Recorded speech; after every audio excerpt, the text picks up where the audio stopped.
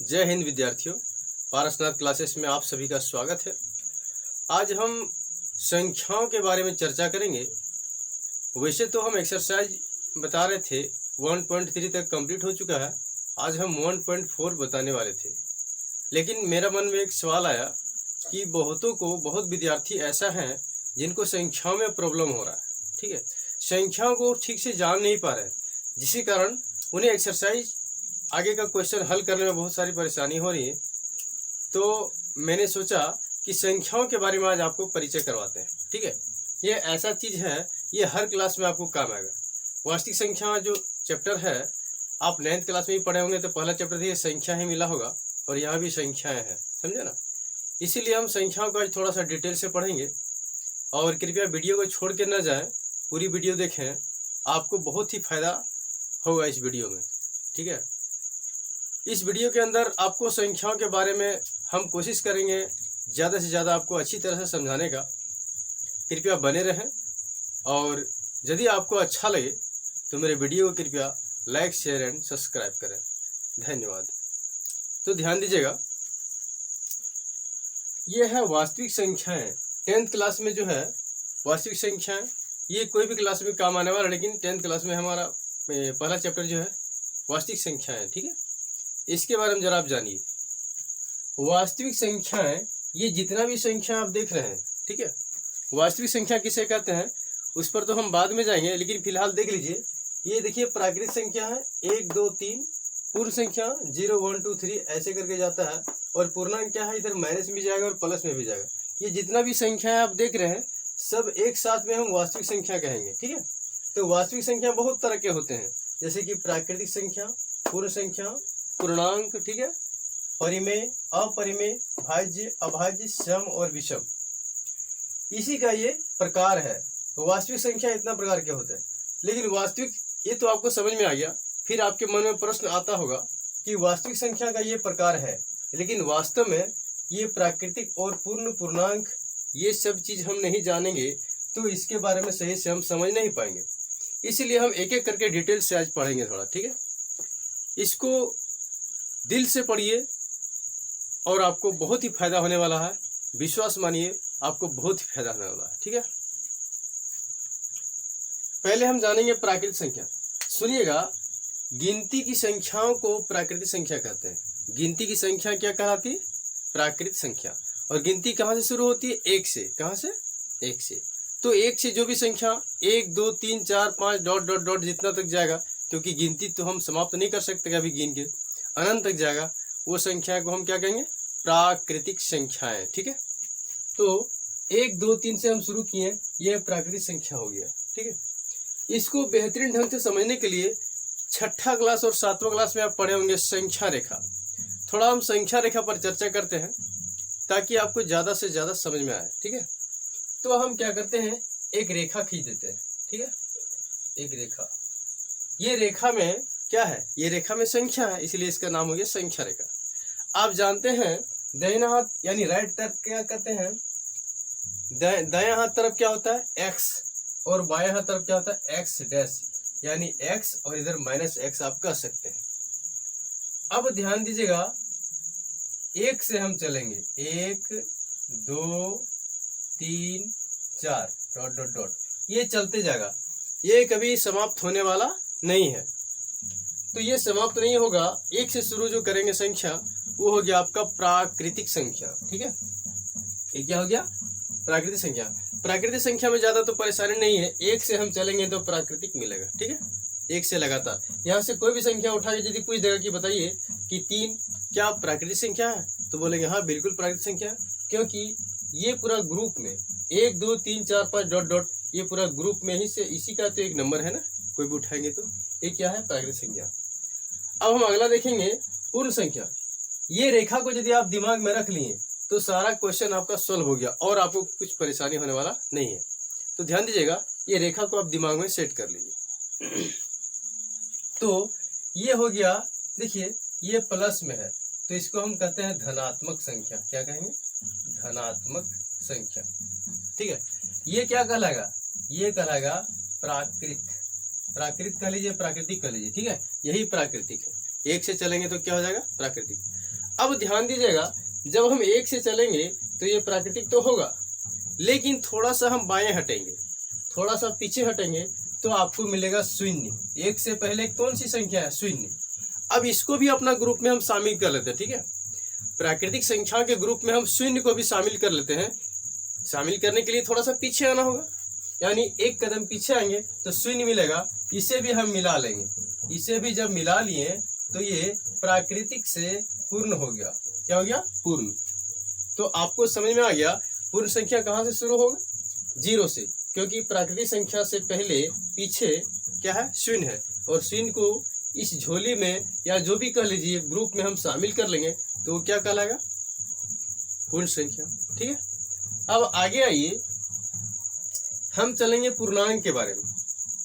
जब आप दाईं ओर जा रहे थे तो इधर क्या प्लस मिल रहा था, और 0 से बाईं ओर जाएंगे तो क्या मिलेगा? माइनस मिलेगा, है ना। अब 0 से बाईं ओर जाएंगे तो क्या मिलेगा? माइनस, जिसको हम कहेंगे ऋण संख्या या ऋणात्मक संख्या। ठीक है, तो बाईं ओर क्या होगा? जिस तरह से इधर 1 2 3 प्लस में बढ़ा, इधर भी आएगा 1 माइनस में, -2 -3 डॉट डॉट डॉट।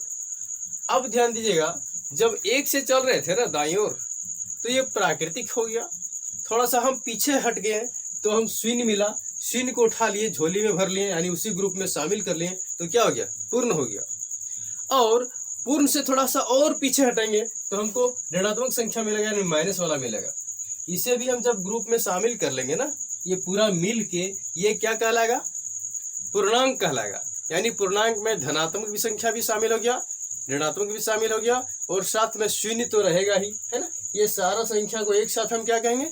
पूर्णांक। तो ध्यान दीजिएगा, पूर्णांक में देखिए कहाँ है ये पूर्णांक? ये यहाँ से प्राकृतिक हो गया। जब हम 1 से चले थे दाईं ओर तो क्या हुआ था? प्राकृतिक। थोड़ा सा पीछे हटे थे ना तो शून्य मिला था, जब इसको यहाँ तक मिला दिए तो पूर्ण बन गया। देखिए पूर्ण बना यहाँ तक। थोड़ा सा और पीछे हटेंगे तो क्या मिलेगा? ये माइनस वाला संख्या मिलेगा। इसे भी हम उठा के ले लेंगे तो ये क्या बन जाएगा? पूर्णांक। तो ये पूर्णांक हो गया पूरा। ठीक है दोस्तों, समझ में आ रहा है ना। अब आगे देखिए, ये पूर्णांक तक हम लोग समझ चुके हैं। अब हम चलेंगे परिमेय संख्या। क्या चलेंगे? परिमेय संख्या। ध्यान दीजिएगा, ये जितना भी देख रहे हैं प्लस माइनस में एक साथ, ये क्या पूर्णांक है? तो परिमेय संख्या बहुत ही सिंपल है। परिमेय संख्या जो है P/Q के रूप में होगा। यहाँ से कोई भी संख्या उठा लीजिए और P/Q के रूप में लिख दीजिए, तो ये परिमेय संख्या हो जाएगा। ठीक है, परिमेय संख्या। तो परिमेय संख्या को हम कैसे लिखते हैं? P/Q में। ठीक है, वह पूर्णांक, यानी यहाँ से कोई भी संख्या होगा पूर्णांक, यहाँ से कोई भी संख्या ले सकते। देखिए 0/2 लिख दीजिए 5, लेकिन Q 0 नहीं होना चाहिए। Q जो है 0 नहीं होना चाहिए, नीचे 0 नहीं होना चाहिए, ऊपर 0 होगा तो चलेगा। देखिए ऊपर 0 है ना, ये परिमेय संख्या हो गया। यानी परिमेय संख्या आप कह सकते हैं वह पूर्णांक जिसे P/Q के रूप में लिख सकते हैं, लेकिन Q शून्य नहीं होना चाहिए, इसलिए Q is not equal to 0, यानी बराबर देके हम काट दिए। यानी Q किसी भी कंडीशन में शून्य नहीं होना चाहिए, तो उसे हम क्या कहेंगे? परिमेय संख्या। ठीक है, अब आती बारी अपरिमेय संख्या का। इसका अपरिमेय। अपरिमेय बहुत ही आसान है। जो भी अभाज्य संख्या मिले आपको, जो भी अभाज्य संख्या दिखे, उसको अंडर रूट में डाल दीजिए। देखिए सबसे छोटी अभाज्य संख्या क्या है? 2 है। 2 को हम अंडर रूट में डाल देते हैं तो ये क्या हो गया? अपरिमेय संख्या। 3 भी क्या है? अभाज्य संख्या, और 5 भी अभाज्य संख्या, सब रूट में है, इसलिए सब क्या हो गया? अपरिमेय संख्या। यानी जो किसी से भाग नहीं लगता है, अभाज्य संख्या हो गया। भाग लेने का मतलब क्या हुआ? 1 से और खुद से भाग लगेगा। तो 1 और खुद से तो कोई भी संख्या भाग ले जाता है, तो उसे हम भाज्य नहीं कहेंगे। ठीक है, उसे अभाज्य कहेंगे। जो केवल 1 और अपने से भाग लगे उसे हम क्या कहेंगे? अभाज्य संख्या। तो अभाज्य संख्या को जब हम रूट में डालते हैं ना, तो क्या बन जाता है? अपरिमेय संख्या। ठीक है, ये क्या हो गया? अपरिमेय संख्या। लेकिन एक और ध्यान दीजिएगा, यदि कोई भी संख्या दशमलव में इस तरह से आएगा, किसी भी संख्या को विभाजित करने पर यदि दशमलव में आता है, और किस तरह से आता है? प्रत्येक बार डिफरेंट नंबर आएगा, यानी सेम नंबर रिपीट नहीं होगा, तो उसे भी हम अपरिमेय संख्या कहते हैं। देखिए 0.00, पहले तो 00 आया, फिर आया 1, फिर 000 आया, फिर आया 1, फिर 4 ठो 0 आया, फिर आया 1, इस तरह से चलते रहेगा। यानी कोई भी किसी भी जगह आपको सेम संख्या रिपीट नहीं मिल रहा है, इसलिए क्या हो गया, अपरिमेय संख्या। अब ध्यान दीजिएगा, पाई का जब आप मान निकालेंगे तो दशमलव में निकलेगा, और उसमें भी क्या निकलेगा, प्रत्येक बार अलग अलग निकलेगा। प्रत्येक बार मान जो है रिपीट होने वाला नहीं है, अलग अलग डिफरेंट मान निकलेगा, इसलिए पाई भी एक अपरिमेय संख्या है। ठीक है, तो यहां तक आपको समझा चुके हैं, अपरिमेय संख्या आपको क्लियर हो गया। अब भाज्य संख्या देखिए, भाज्य संख्या किसे कहते हैं, यानी कोई भी संख्या जिसका 2 से अधिक गुणनखंड हो, कोई भी संख्या जिसका 2 से अधिक गुणनखंड हो, उसे हम क्या कहेंगे, भाज्य संख्या। जैसे कि हम 4 को यहाँ गुणनखंड करते हैं, तो 4 कौन सा पहाड़ा में 4 आता है, 1 का पहाड़ा में आता है, 2 में भी आता है, ठीक है, 2 में भी 4 आता है, और 4 में तो 4 आता है। देखिए 2 से अधिक गुणनखंड हो गया, 4 का 2 से अधिक गुणनखंड हो गया, इसका मतलब ये भाज्य संख्या है। क्या है, भाज्य संख्या।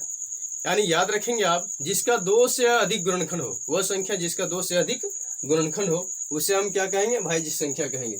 और अभाज्य जस्ट इसका उल्टा है, जिसका मात्र 2 गुणनखंड हो, यानी 2 से कम हो।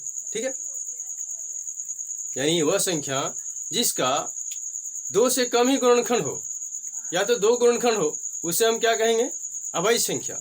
ध्यान दीजिएगा, सबसे छोटी अभाज्य संख्या का नाम बताइए, 2 है। सबसे छोटी अभाज्य संख्या का नाम क्या है, 2 है।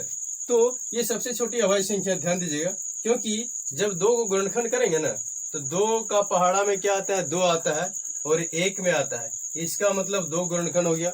यानी वह संख्या जिसका केवल 2 गुणनखंड हो, उसे अभाज्य संख्या कहेंगे। इसलिए सबसे छोटी अभाज्य संख्या क्या हुआ, 2, क्योंकि इसका मात्र 2 ही गुणनखंड है। ठीक है, यहाँ तक क्लियर है। अब अभाज्य भी आप समझ चुके हैं। अब हम चलेंगे सम संख्या, यानी कोई भी संख्या जो 2 से विभाजित हो, है ना, यानी जो जोड़ा जोड़ा में हो। ठीक है, 2, 4, 6, 8, ये तो आप जानते होंगे। वैसे हम लिख दिए संतुष्टि के लिए, एक साथ जब था तो इसमें कोई टफ चीज नहीं है। यानी 2 से जो भी विभाजित होगा वो क्या कहलाएगा, वो कहलाएगा आपका सम संख्या। और विषम संख्या क्या है, जो 2 से विभाजित नहीं होगा। देखिए पूरी विभाजित नहीं होगा, डेसिमल में आ जाएगा यदि हम विभाजित करें तो 1, 3, 5, 7, 9 डॉट डॉट डॉट, ये 2 से विभाजित होने वाला नहीं है। ये क्या हो गया, ये विषम संख्या हो गया। ठीक है, आप इसको नोट कर लीजिए।